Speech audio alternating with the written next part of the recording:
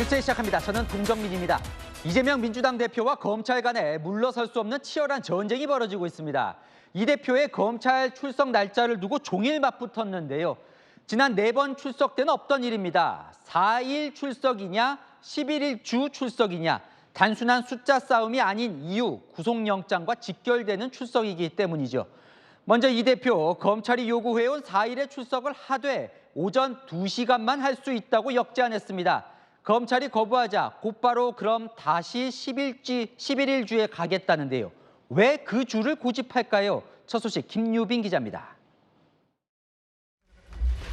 이재명 더불어민주당 대표 측이 오늘 오전 쌍방울 대북 송금 의혹과 관련해 검찰이 제시한 4일 조사 일정을 받겠다고 깜짝 제안했습니다.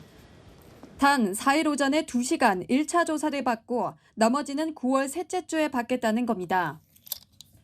4일 오후에는 후쿠시마 오염수 해양 투기철의 국제 공동회의가 예정돼 있습니다. 전날 무기한 단식을 선언한 뒤 방탄 단식이라는 비판이 나오자 검찰 출석을 피하지 않겠다는 의지를 보인 것으로 해석됩니다.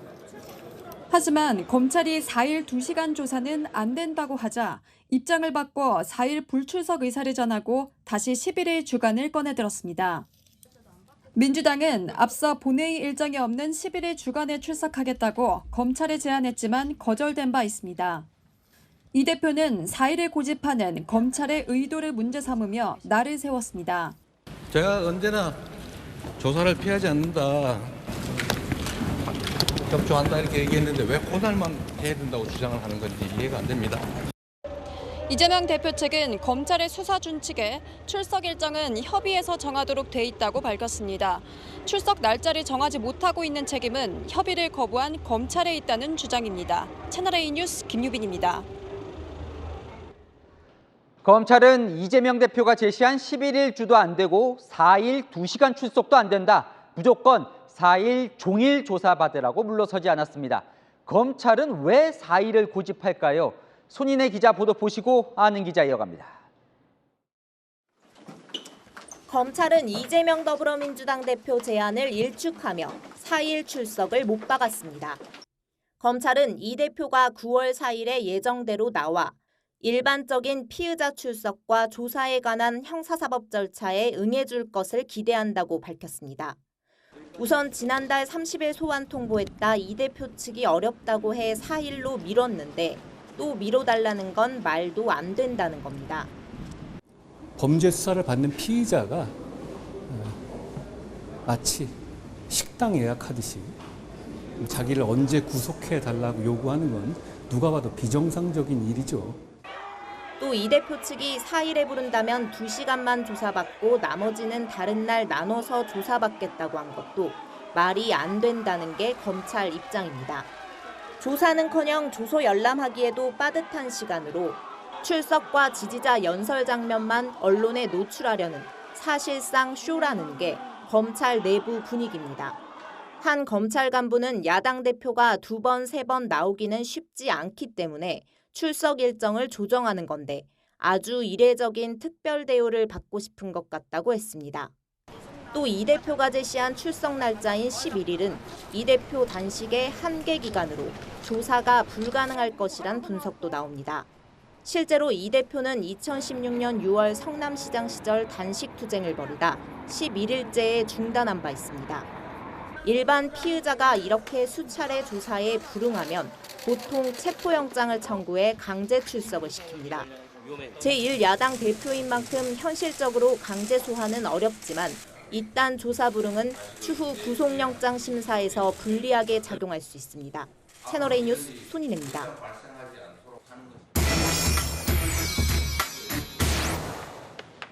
아는 기자, 민주당 출입하는 정치부 이동훈 기자 나와 있습니다. 자, 검찰 출석 날짜가 이렇게 중요한 거예요?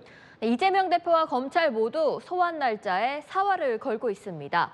검찰이 지난달 30일에 와라 통보했는데 이 대표가 더 빨리 가겠다 했다가 거절된 게 1차전이었죠. 이후 이 대표는 오는 11일 주를 제안하고 검찰은 너무 늦다며 4일을 통보한 뒤 교착 상태였는데요. 오늘 신경전만 벌이고 소환 날짜는 정하지도 못한 겁니다. 자, 먼저 이재명 대표는 왜 11일 주 9주에 가겠다고 고집을 부리는 거예요? 네, 표면적으로는 4일 오후에 있는 후쿠시마 오염수 방류 반대 국제 공동회의 일정을 내세우고 있습니다. 오는 5일부터 8일까지 진행되는 대정부 질문도 신경 쓰는데요. 대정부 질문은 야당 의원들이 장관들에게 질문하며 현 정부 실정을 드러낼 수 있는 기회인데 포기할 수 없다는 겁니다. 당장 지지율이 발등에 불이기도 합니다. 오늘 발표된 한국갤럽 조사에서 민주당 지지율은 윤석열 정부 들어 최저치인 27%까지 떨어졌습니다. 지난주보다 5%포인트 급락한 건데요. 이 대표가 검찰 조사를 받게 되면 사법 리스크에 모든 이슈가 묻힌다는 겁니다. 근데 그럴 거면 왜 오늘 갑자기 이 4일 오전에 출석할 수 있다 역제안을 한 거예요? 네, 검찰의 출석 요구를 계속 거부하기가 부담스러워서라는 게 법조계의 해석입니다. 계속 거부하면 나중에 구속영장이 청구됐을 때 발부 가능성이 높아진다는 거죠. 한 검사 출신 변호사에게 물어보니 피의자가 조사를 기피하거나 일방적으로 조사 시간을 정할 경우 구속영장 발부에 영향을 줄 수 있다고 말했습니다. 이 대표 입장에선 나는 검찰이 오라 해서 4일 오전에라도 가겠다고 했는데 검찰이 거부해서 못 갔다. 명분을 만들 수 있는 거죠. 제가 아까 뭐 고집 부린다는 표현을 썼는데 검찰도 마찬가지예요. 4일을 지금 고집을 부리고 있는데 그 협의할 수 있는 거 아닙니까? 네, 검찰에 왜 4일이어야 되냐 물었더니 질문이 잘못됐다. 원래 8월 30일이었고 미뤄진 거 아니냐라고 답했는데요. 통상 일반인은 2, 3회 소환에 불응하면 강제 구인에도 나서지만 현직 야당 대표라 현실적으로 어렵다는 거죠. 어제 갑작스럽게 생긴 돌발 변수, 이 대표의 단식에도 영향을 받은 것으로 보입니다. 이 대표가 성남시장 시절 11일 동안 단식 투쟁을 벌이다 중단했는데 오는 11일 주에 이 대표 건강 상태가 어떻게 될지 아무도 장담할 수 없다는 겁니다. 그러다 보니 불확실성을 줄이려고 조사를 더 서두르는 것도 있는 거죠. 또 검찰은 4일에 이 대표뿐 아니라 측근인 박찬대 민주당 최고위원과 천준호 비서실장을 사법방해 의혹으로 동시에 불렀습니다. 세 사람이 말을 맞출 수 있다며 최대한 같은 날짜에 조사하려고 하는데요. 이 대표가 뒤에 조사를 받을 경우 검찰의 수사 전략이 노출될 수 있는 걸 우려하는 겁니다. 그렇다 해도 참 몇 번째입니까? 왜 이렇게까지 하는 거예요? 좀 과하지 않습니까? 네, 앞서 4차례 소환과는 상황이 전혀 다릅니다. 이번 조사 이후에는 이 대표 구속영장 청구가 기정사실화돼 있기 때문입니다. 일정상 추석 연휴 전에 결론이 날 가능성이 높은데 구속영장 청구 결과에 따라 검찰과 이 대표 모두 심각한 타격을 입을 수밖에 없습니다.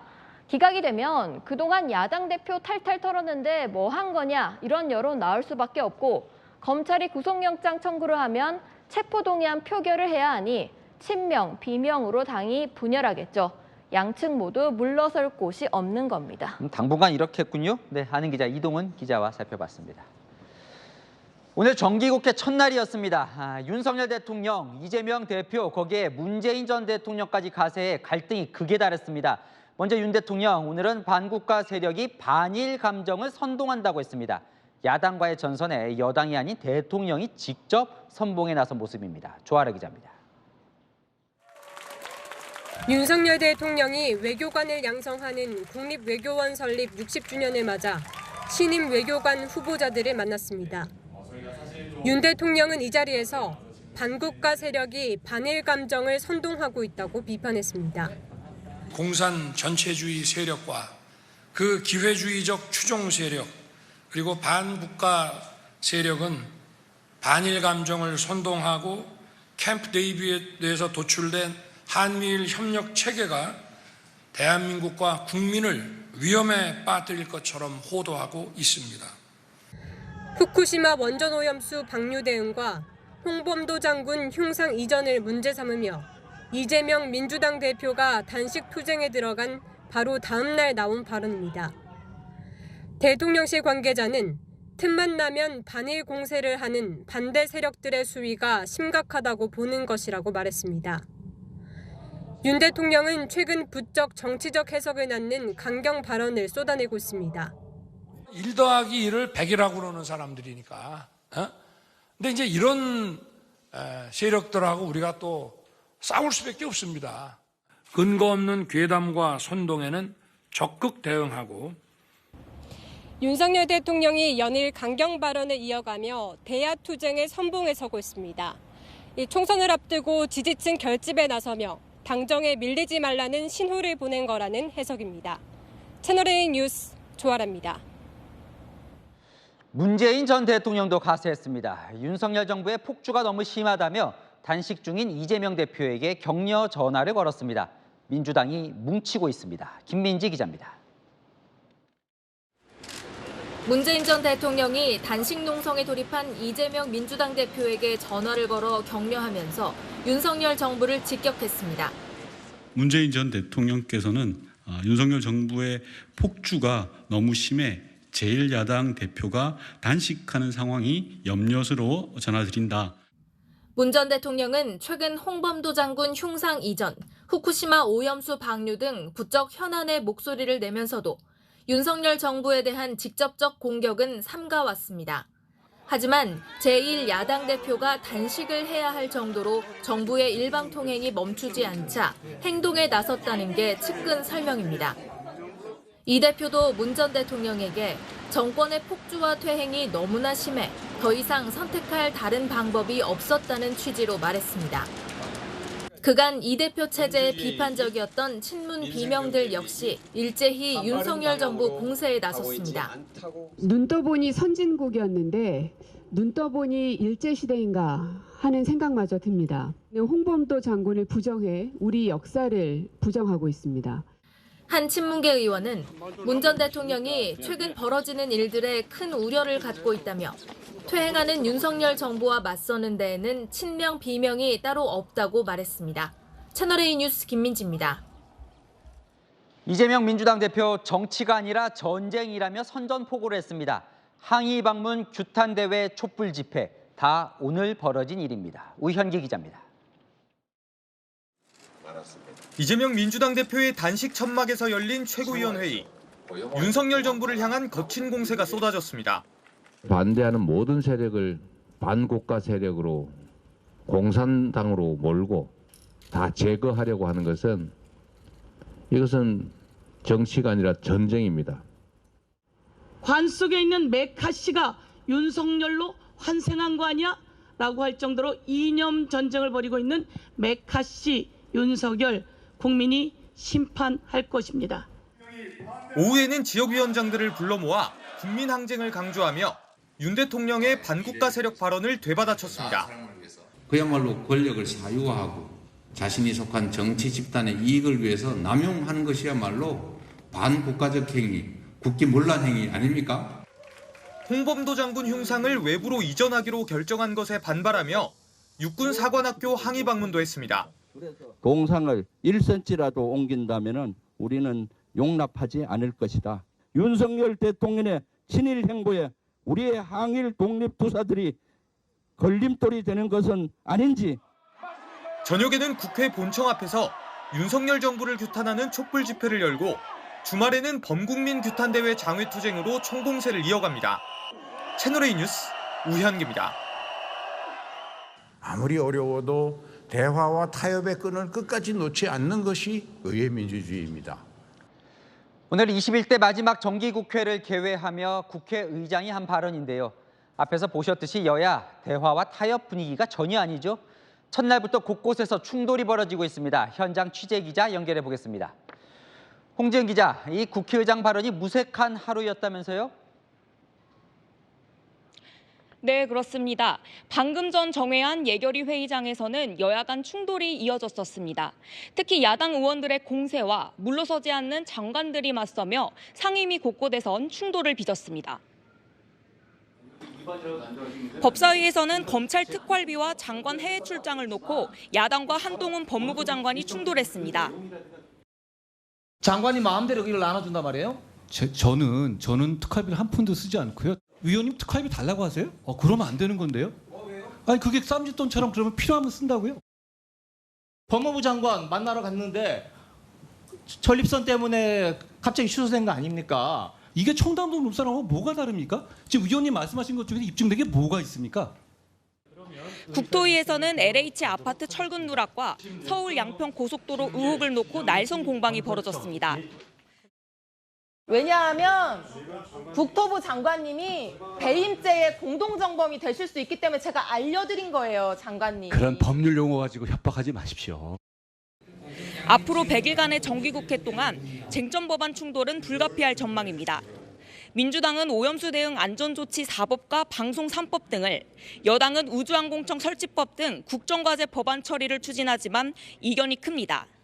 김진표 국회의장은 야당의 단독 처리와 대통령 거부권 행사 악순환이 반복되고 있다며 협치를 호소했습니다.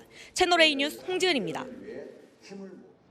네, 지난 대통령 선거 때 대장동 비리는 핵심 이슈 중 하나였습니다. 그런데 선거 사흘 전 과거 윤석열 검사가 대장동 브로커 수사를 무마해줬다는 녹취가 공개돼 파장이 일었습니다. 검찰은 이 녹취를 공개한 언론인이 억대의 금품을 받고 허위 인터뷰를 한 걸로 보고 수사에 착수했습니다. 김지은 기자입니다. 대장동 비리 책임에 대해 날선 공방이 오갔던 지난 대선.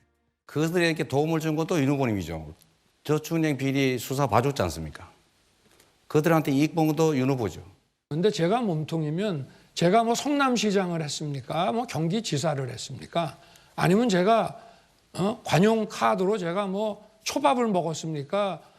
윤 대통령은 검사 시절인 2011년 부산 저축은행 비리를 수사했는데 이때 대장동 대출 브로커 조모 씨를 제대로 처벌하지 않아 대장동 비리가 생겼다는 게 이재명 후보 논리였습니다.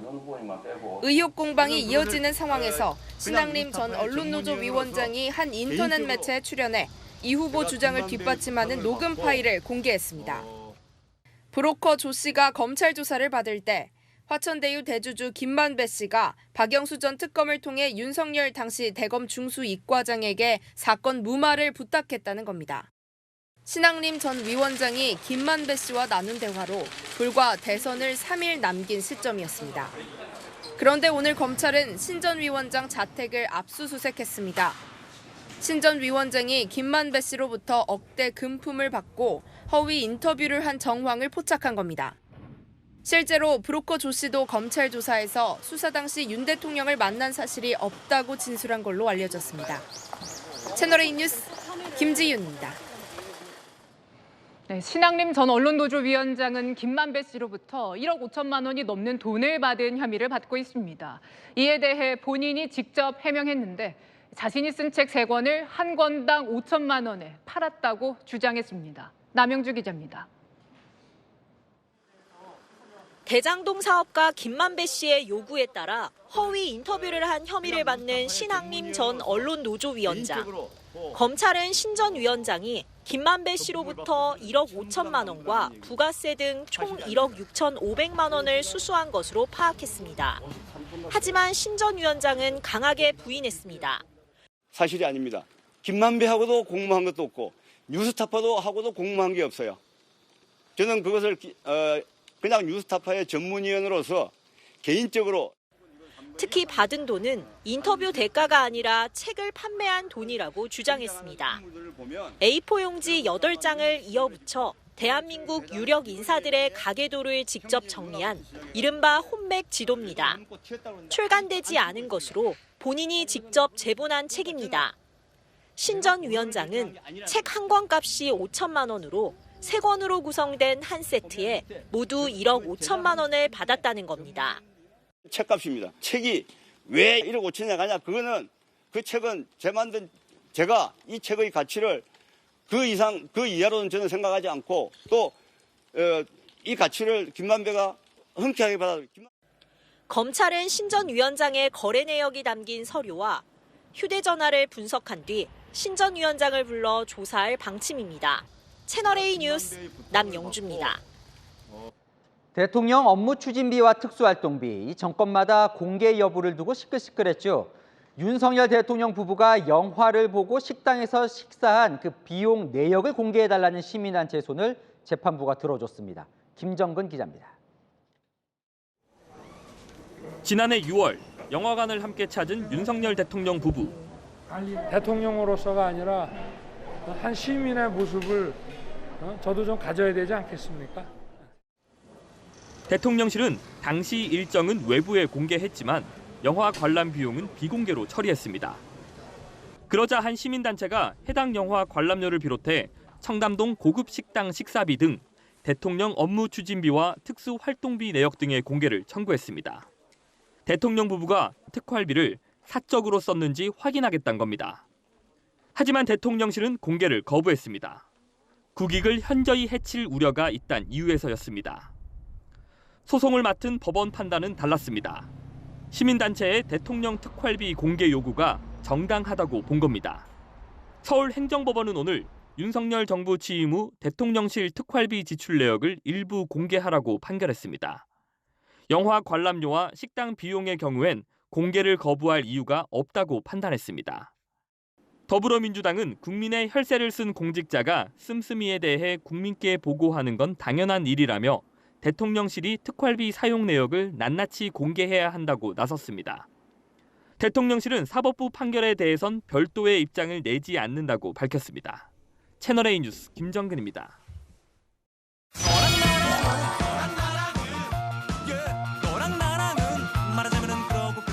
여랑여랑 정치부 윤수민 기자와 함께합니다. 첫 번째 주제 보겠습니다.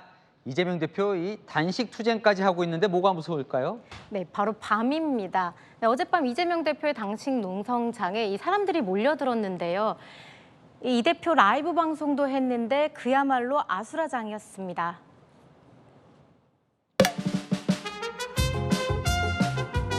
지금 밤 10시 다 돼가는데 여의도 국회 공간 앞에 그 모습입니다. 네, 제 앞에다 한번 보여주세요. 냄새나는 족발목으로 내가 샴푸 가져왔다고 일본 샴푸 자르기 칸으로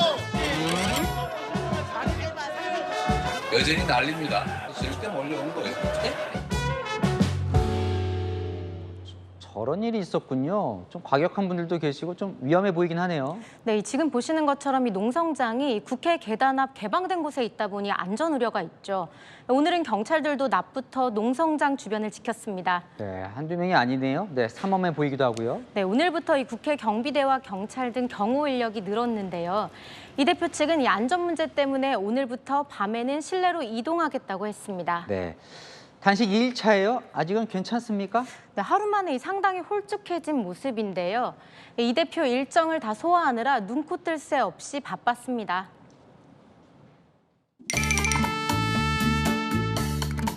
나도 다닐 때 그렇다는 얘기가 좀 그래요. 근데 어제 만났다고 오늘 지나는 것도 이상할 수 있고 저게 좀 피해서 괜찮으세요?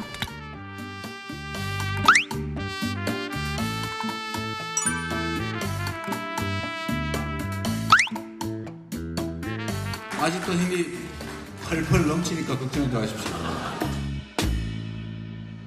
네, 다음 주제 넘어가 보겠습니다. 자, 여야 지도부 한덕수 총리까지 본인 이름을 부르진 않을 테고요. 네, 이 후쿠시마 오염수를 이 제각각 이름으로 부르고 있습니다. 네, 언론들도 오염수라고 부르는데 이 정부가 처리수로 변경을 검토하자 이재명 대표 이렇게 비판했네요. 오염수를 처리수라고 하겠다는데 창시 개명이 딱 떠오릅니다. 창시하고 개명하면 본질이 바뀝니까? 그러니까 부르는 사람마다 부를 때마다 다 다르긴 합니다, 요즘. 네, 일본에서는 이 알프스 처리수 그리고 중국에서는 방사능 오염수 이렇게 부르는데요. 우리는 어떨까요?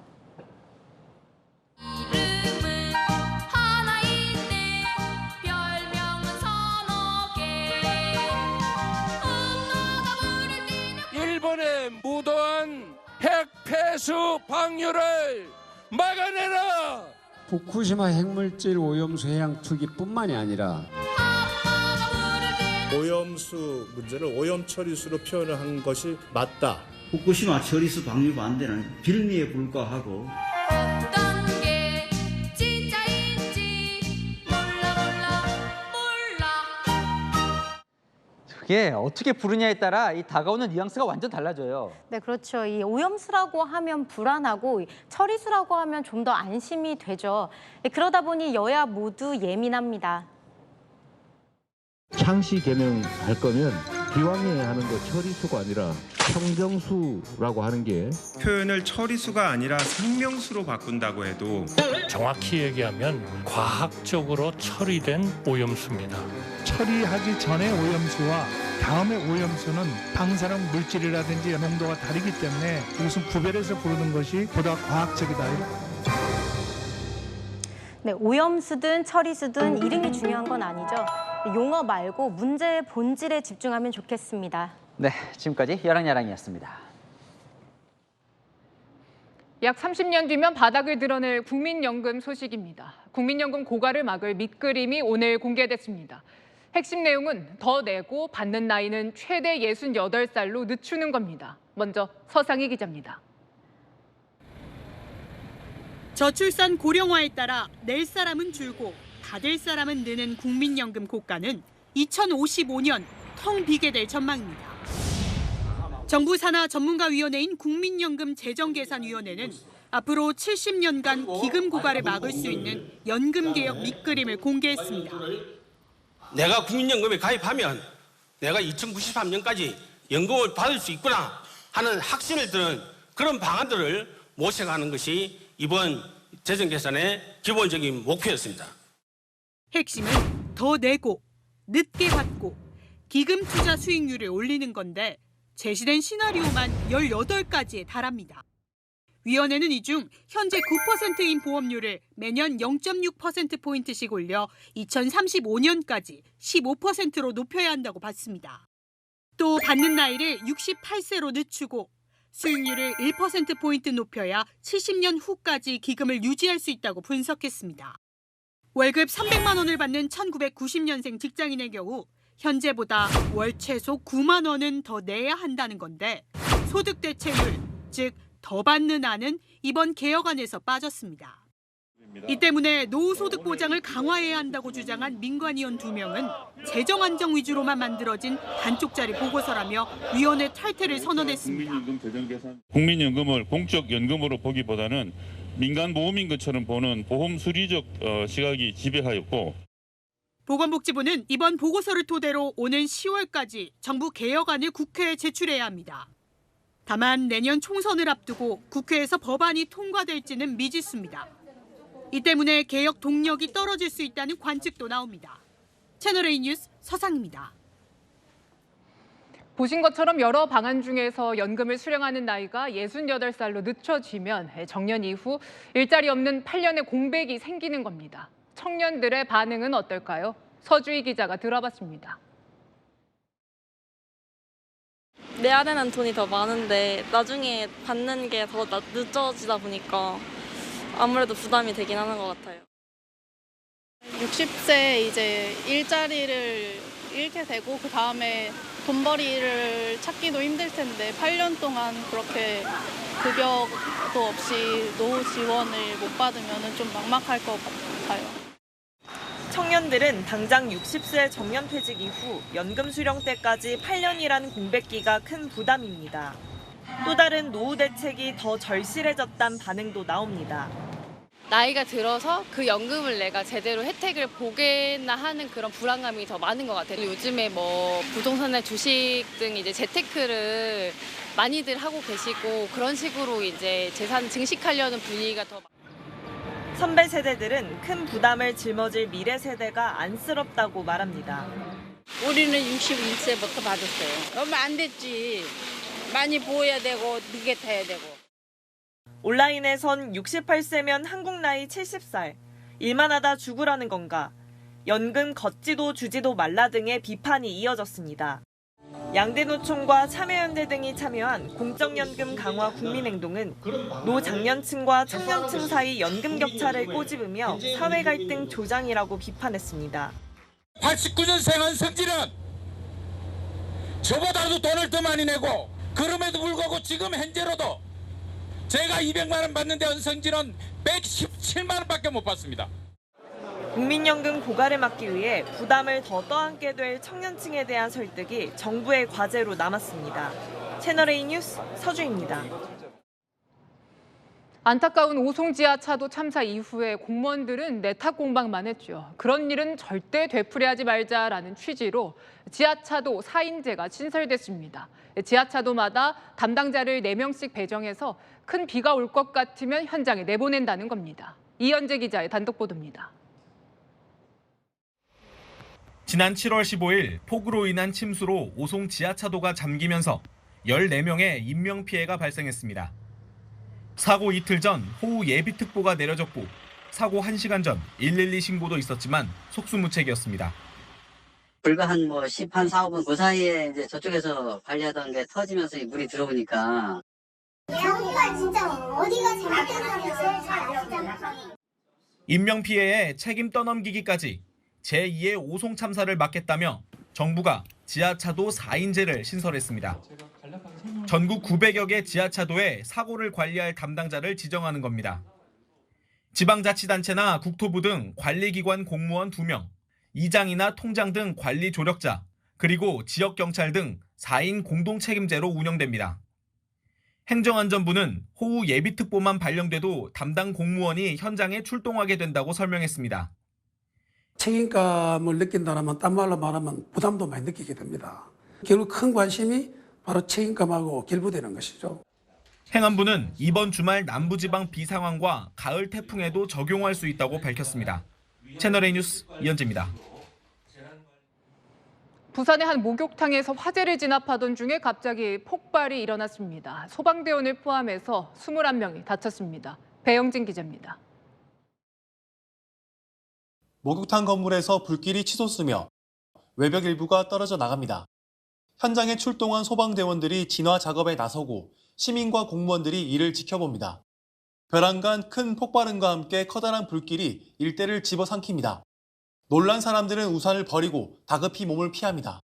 목욕탕 건물에서 폭발과 함께 불이 시작된 건 1시 40분쯤, 진화 작업이 한창인 오후 2시 14분쯤 2차 폭발이 일어났습니다. 빵 소리가 너무 심해가지고 놀래서 쫓아놓으니까 대문하고 다 날라오고 막 2층 유리도 다 나가버렸는데 연기 팍 나고 난리 났죠. 갑작스러운 폭발에 벽이 무너지고 거센 불길이 급속히 번지면서 부상자가 속출했습니다. 소방대원과 경찰관, 구청 공무원 등 21명이 다쳤는데 이 중 2명은 중상입니다. 현장 점검차 나와 있던 부산 동구청장도 다쳐 병원에 옮겨졌습니다. 폭발 이후 대응 1단계가 발령돼 진화 작업이 벌어졌고 불은 3시간여 만에 모두 꺼졌습니다. 목욕탕은 일주일에 2번 영업하는 곳입니다. 오늘 문을 닫아 내부 이용 계획은 없었습니다. 폭발 충격에 인근 건물과 주택가 창문이 깨지기도 했습니다. 소방당국은 지하 1층 연료 탱크가 있는 보일러실에서 폭발이 발생한 것으로 추정하고 있습니다. 내부 온도가 낮춰지면은 안에 있는 물을 배수를 시키고 안에 어떤 내부 상태라든지 이런 것까지 확인할 그런 계획이 있습니다. 경찰과 소방은 화재 현장이 정리되는 대로 합동 감식에 나서 화재와 폭발 원인을 조사할 예정입니다.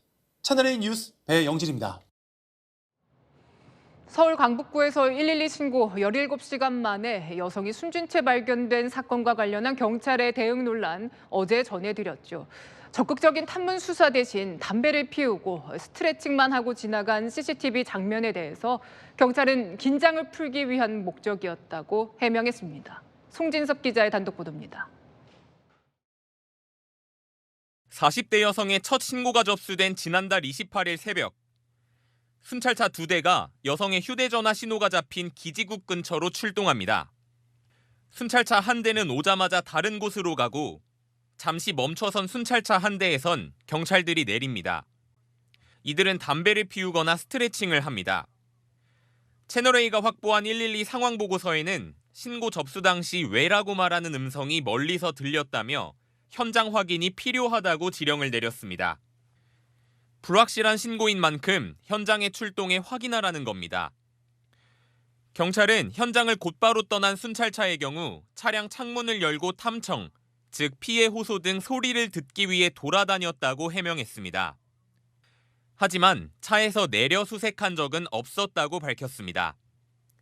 또 다른 순찰차를 타고 온 경찰관들이 담배를 피우고 스트레칭하며 20분가량 대기한 이유에 대해서는 새벽 시간이라 긴장도가 높고 피로도가 쌓여 긴장을 풀기 위함이었다고 해명했습니다. 서울경찰청은 현장 출동 경찰들을 대상으로 사건 경위를 파악 중입니다. 채널A 뉴스 송진섭입니다. 새마을금고 같은 작은 금융지점이나 환전소가 강도의 표적이 되고 있습니다. 경비 인력이 없다는 점을 노린 겁니다. 배유미 기자가 보도합니다. 오토바이 헬멧을 쓴 남성이 건물 안으로 들어가더니 잠시 후 가방을 들고 뛰어갑니다. 남성이 뛰어서 달아난 방향에서는 얼마 안 돼 순찰차들이 도착합니다. 어제 오후 4시 20분쯤 40대 남성 A씨가 새마을금고 지점에 침입해 직원들을 위협한 뒤 2천만 원을 훔쳐 달아났습니다. 범행엔 단 2분밖에 걸리지 않았습니다. 범행 3시간여 만에 경찰에 붙잡힌 A씨는 도박빚을 갚으려고 범행을 저질렀다고 진술했습니다. 이 새마을금고는 안내요원까지 3명이 근무 중인데요. 범행은 안내요원이 퇴근한 후 발생했습니다. 청원경찰 등 경비 인력은 없었습니다. 지난달 강도 사건이 벌어진 대전신협 역시 청원경찰이 없는 소규모 점포였습니다. 용의자는 범행 직후 해외로 출국했습니다. 사설 환전소를 노린 범행도 잇따르고 있습니다. 서울 구로구에선 환전을 하겠다며 만난 환전소 주인으로부터 거액의 현금을 빼앗아 달아난 중국인 남성이 4시간 만에 검거됐습니다. 앞서 경기 평택에서 발생한 환전소 외국인 강도 사건 역시 범인 중 1명이 출국해 수사가 장기화될 조짐입니다. 이들 소규모 금융기관 등에 많은 현금이 오가는데도 경비 인력을 둬야 할 의무가 없습니다. 범죄 위험에 쉽사리 노출되는 만큼 대책 마련이 필요해 보입니다. 채널A 뉴스 배유미입니다. 이승만 전 대통령을 하야시켰던 1960년 4.19 민주화운동. 수많은 젊은이들이 피를 흘리기도 했죠. 이 전 대통령의 양아들 이인수 박사가 63년 만에 4.19 묘역을 찾아 희생자들에게 참배하고 사과했습니다. 권갑구 기자입니다. 휠체어를 타고 4.19 희생자 묘지를 찾은 이승만 전 대통령의 아들 이인수 박사. 92세의 고령인 탓에 도움을 받아 참배하고 사과문을 읽어내려갑니다. 이 전 대통령 유족이 묘역을 참배한 것은 1960년 4.19 혁명 발생 63년 만입니다. 4.19 혁명 하셨네요. 유가족 여러분께 깊은 위로와 아울러 사과의 말씀을 드립니다. 2011년에도 4.19 묘역에 참배하고 사과의 뜻을 전하랬지만 4.19 희생자 단체의 반대로 무산됐습니다. 오늘 참배에도 4.19 희생자 단체는 함께하지 않았습니다.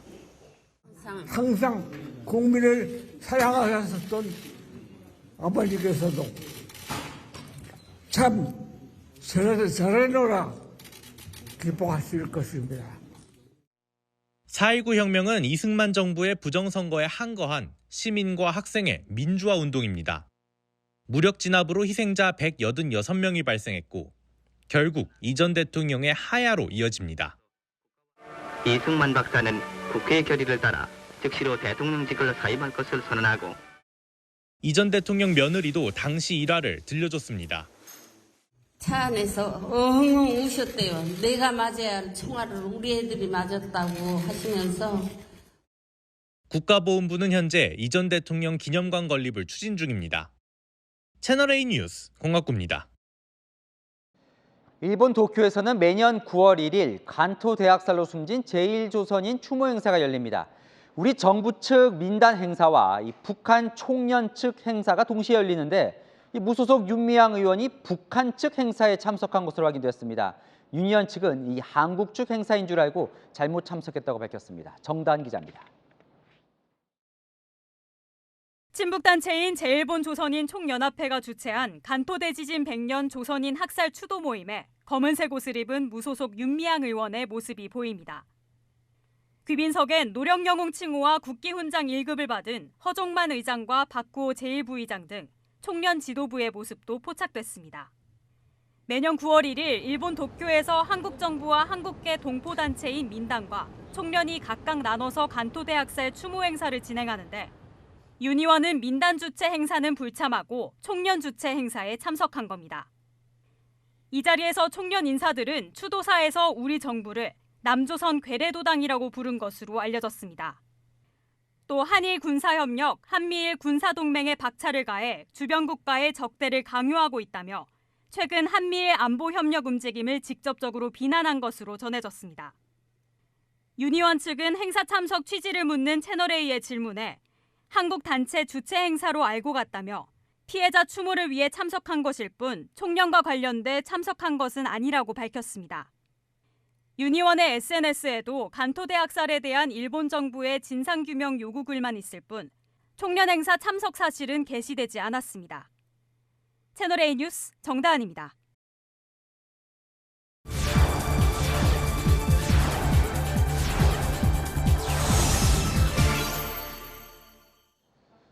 앞서 보신 대로 오늘은 간토대 학살 발생 100년 되는 날입니다.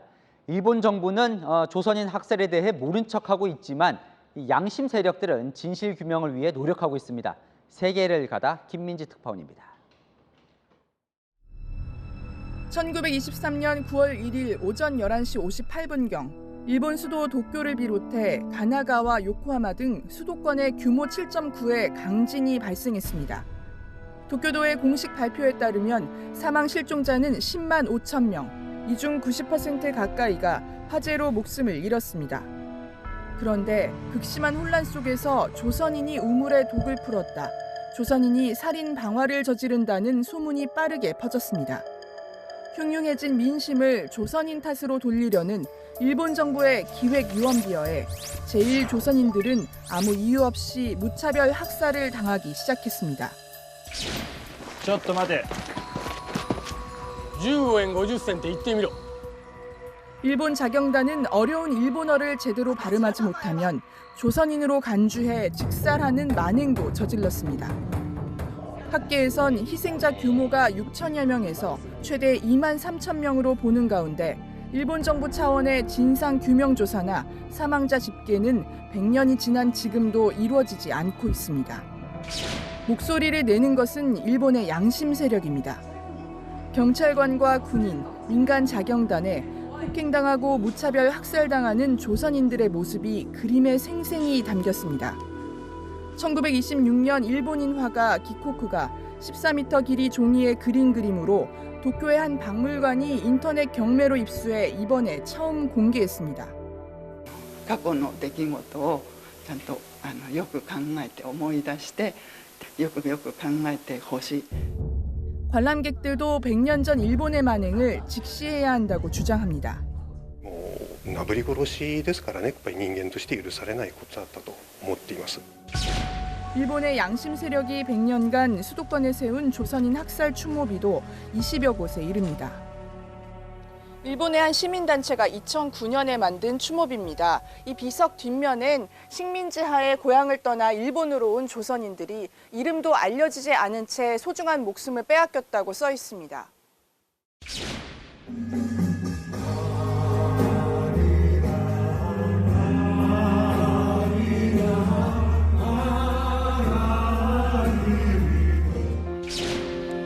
양국 정치인 15명을 비롯해 제1동포 등 수백 명은 오늘 도쿄에서 열린 100주년 추도식에 함께 참석해 희생자의 넋을 기렸습니다.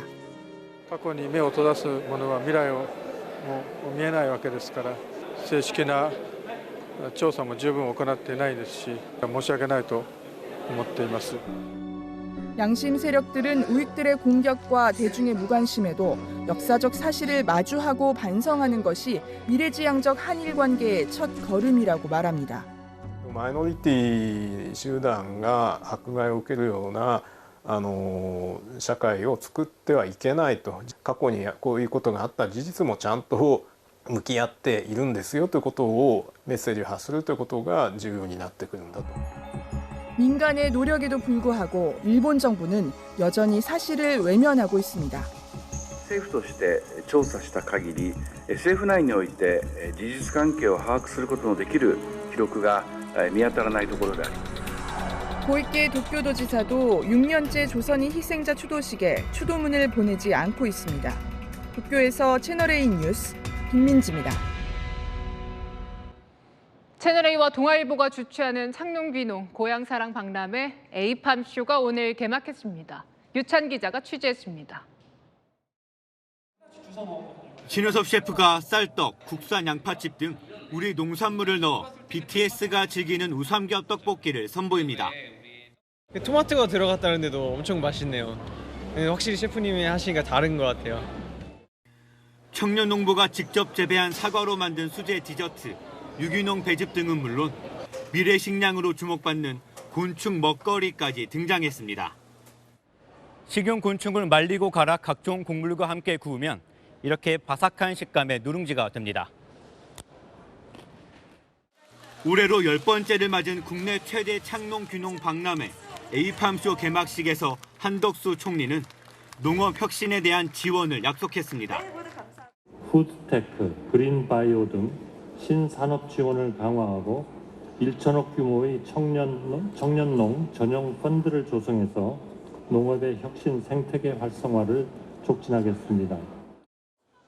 한 총리는 좁은 공간에서 많은 식물을 키울 수 있는 수직 재배 시설 등에 들러 청년농이 겪는 어려움은 없는지 들었습니다. 선배 청년농으로부터 창농 경험담을 전해드는 관람객은 만족감을 드러냈습니다. 지역 기술센터에 4H라는 이제 뭐 단체 같은 게 있나 봐요. 그래서 저는 그런 거 전혀 몰랐었는데 그거 가입해가지고 활동을 하면은 나중에 청년 창업농 준비하는데 많이 도움이 될 거라고. 영국 첼시 플라워쇼에서 찰스 3세 국왕의 찬사를 받았던 황지혜 작가가 꾸민 정원도 새로운 볼거리였습니다. 전국 지자체와 공공기관, 기업 부스 280여 개가 마련된 이번 행사는 서울 양재동 AT센터에서 오는 3일까지 열립니다. 채널A 뉴스 유찬입니다.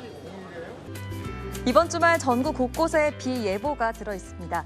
우선 오늘 강한 비가 내린 남부와 제주에 내일까지 이어지고요. 일요일엔 강원도를 제외한 전국에 가끔 비가 옵니다. 일단 내일까지 내릴 비의 양은 제주에 200mm 이상, 남해안에 120mm 넘게 쏟아지겠습니다. 특히 시간당 30에서 60mm의 집중호우 형태로 내린다는 점을 염두에 두시길 바랍니다. 한편 주말 내내 서울을 비롯한 서쪽 지역을 중심으로는 늦더위가 이어지겠습니다. 내일 서울과 대전, 광주에서 한낮에 31도까지 오르겠습니다. 반면 강릉과 부산은 28도에 그치겠습니다. 다음 주 초까지는 곳곳에 비가 내리겠고요. 기온은 29도 안팎으로 한낮엔 다소 덥겠습니다. 날씨였습니다. 정기국회 첫날 여당이 7대 과제를 발표했는데요. 극단적 갈등과 대립의 정치 문화를 개선하겠다고 하더군요. 참 좋은 말인데 현실은 딱 정반대입니다. 대통령은 장관과 의원들에게 싸우라고 하고 제1야당 대표는 정치가 아니라 전쟁이라고 합니다. 자, 이번이 국민 위해 일할 수 있는 마지막 21대 정기국회입니다. 국회의장이 오늘 이 읍소 떠올리면서 싸우더라도 일어나기 바랍니다. 마침표 찍겠습니다. 국민들에게 작은 희망이라도. 뉴스에 마칩니다. 감사합니다.